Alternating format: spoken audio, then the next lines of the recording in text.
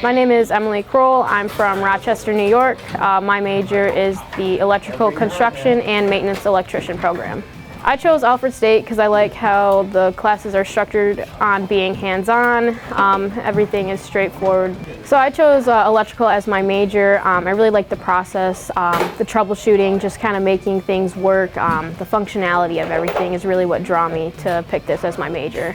The professors have helped me by having the open office hours, being available pretty much any time throughout the day to get extra help.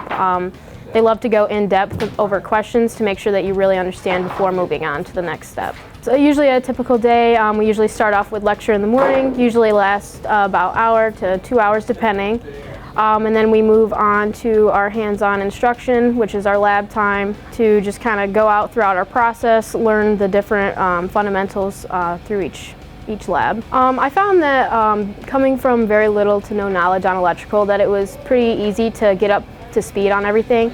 They really started from the basics. They talked you through it carefully, and they just made sure you understood it before they sent you on to the next project.